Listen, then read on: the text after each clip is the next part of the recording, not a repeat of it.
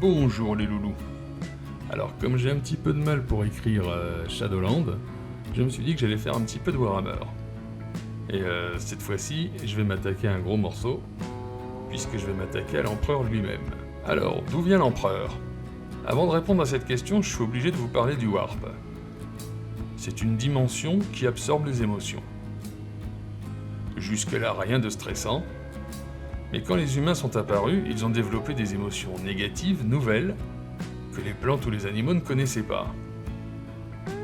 Comme la violence, la haine, l'avidité, la culpabilité, et le caractère obsessionnel de l'être humain aussi. Ça fait beaucoup de choses négatives qui s'ajoutent. Le Warp était destiné à devenir un réceptacle du chaos des émotions humaines. Et de neutre, elle est passée chaotique et dangereuse. Comprenant un jour que cette accumulation nous retomberait dessus, des chamans humains se sacrifièrent pour former un être unique qui pourrait éviter à l'humanité de courir à sa perte. Ça a donné l'empereur, qui commença sa vie 8000 ans avant Jésus-Christ et fut élevé dans une famille normale, et donc il a eu une enfance normale, totalement ordinaire, en Anatolie. Aujourd'hui, l'Anatolie, c'est la Turquie. Alors on ne connaît pas le degré d'implication de l'empereur dans l'invention du kebab, mais nul doute que ce fut une inspiration divine. Enfin, sauce poivre sans oignon. Pendant 38 000 ans, l'empereur a essayé de guider l'humanité en scred. Tout en apprenant et en voyageant, il devenait parfois conseiller militaire, scientifique, religieux. Il aurait même été un prophète, mais on va pas chercher à savoir lequel, ça va nous attirer des ennuis. Et parfois il était juste un type ordinaire quand la situation n'exigeait pas qu'il intervienne.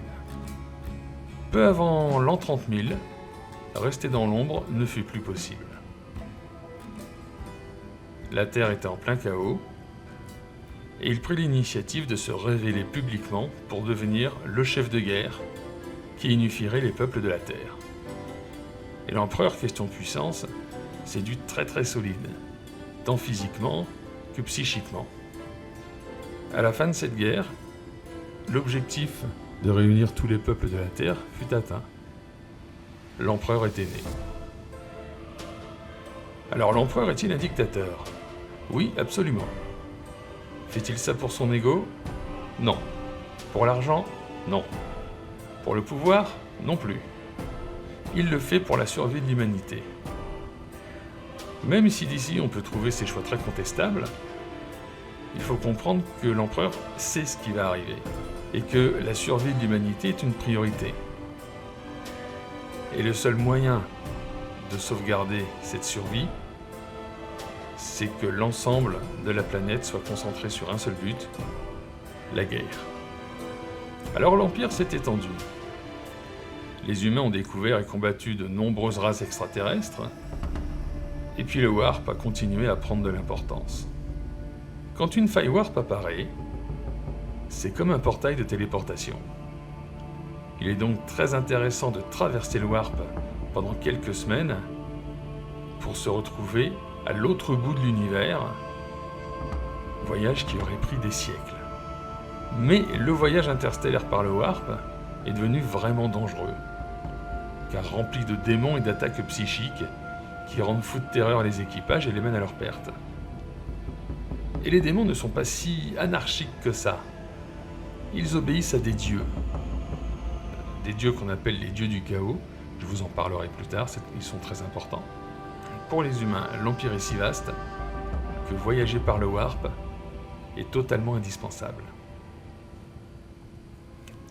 Comprenant qu'il ne pourra pas gérer seul un empire aussi gigantesque, l'empereur crée 20 primarques.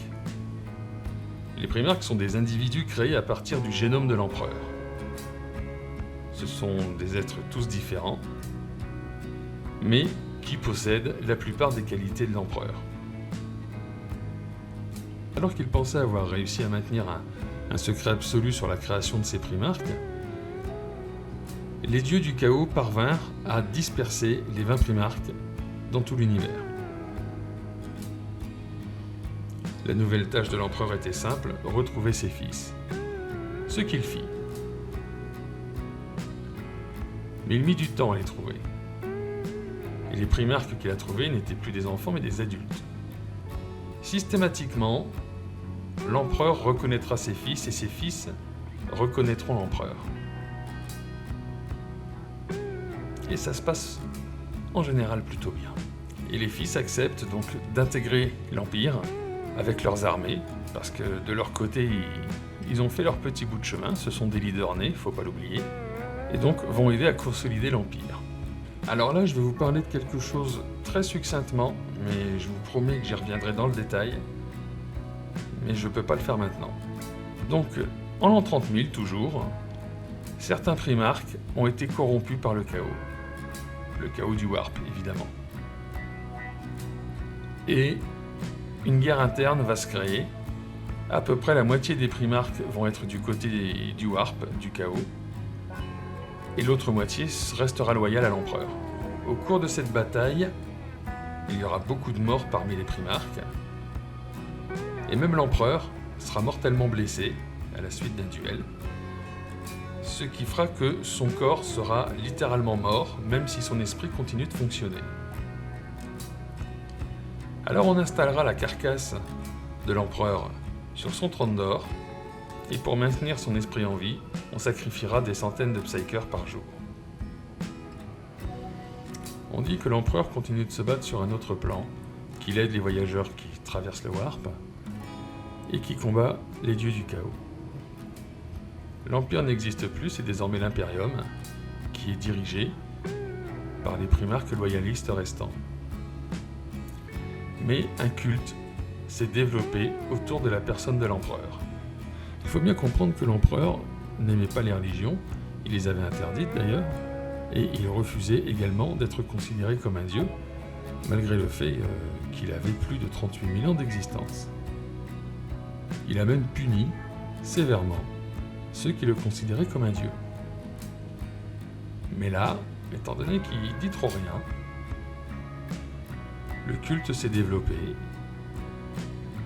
avec ses rites, ses églises et son inquisition. Car c'est une religion obligatoire. Voilà où on en est à l'an 40 000, puisque ça fait 10 000 ans qu'on attend que l'empereur se réveille. J'ai volontairement survolé certains points parce que je voulais y revenir de manière plus précise. Alors il va falloir parler en détail des primarques, il va falloir parler des Space Marines, des autres peuples de l'univers. Bref, il y a énormément de travail, mais j'étais obligé de commencer par l'empereur parce que c'est un personnage central de la saga. Voilà tout ce que je peux dire pour l'instant. Donc, si vous avez tenu jusque-là, c'est magnifique. Je vous en remercie. Likez, commentez. J'aime bien vos commentaires. Et puis, abonnez-vous. Moi, de mon côté, je travaille mon pole dance. Et puis, allez. Même sur Warhammer, on fait bisous. À bientôt.